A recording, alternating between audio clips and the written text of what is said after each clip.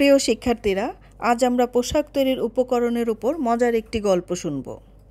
একটি উজ্জ্বল সকালে অনামিকা তার পোশাক তৈরির জাদুঘরের দরজা খুললেন। তিনি হাসিমুখে বললেন, এসো, আজ আমরা পোশাক তৈরির এক দারুণ অভিযান শুরু করব।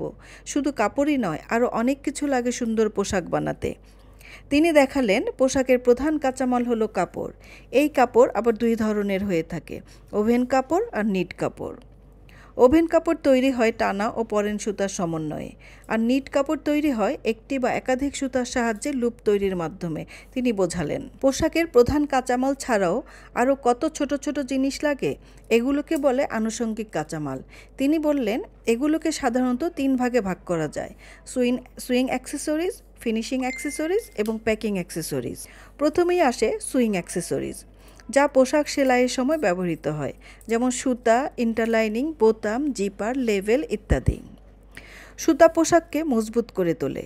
কটন সুতা এবং সিনথেটিক সুতা, এই দুই ধরনের সুতাই খুব দরকারি।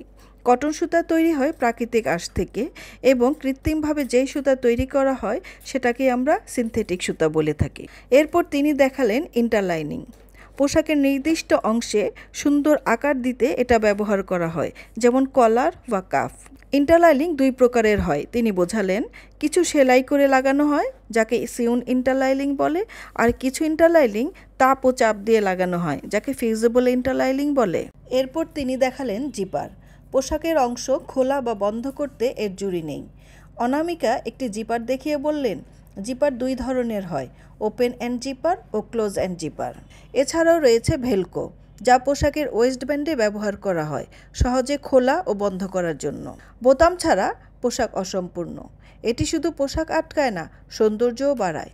তিনি হাসিমুখে বললেন, স্ন্যাপ বোতাম আর টিপ বোতাম, এই দুটোই খুব জনপ্রিয়। সবশেষে তিনি দেখালেন লেবেল।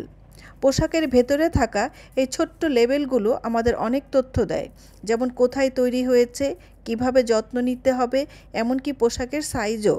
লেবেল 2 ধরনের হয়, মেইন লেবেল আর সাব লেবেল। মেইন লেবেলে কোম্পানির নাম বা দেশ লেখা থাকে, আর সাব লেবেলে থাকে পোশাকের সাইজ এবং কিভাবে এর যত্ন নিতে হবে সেই নির্দেশাবলী। প্রিয় শিক্ষার্থীরা, আজ এই পর্যন্তই। এরপরে আমরা আসবো নতুন কোনো গল্প নিয়ে। আল্লাহ হাফেজ।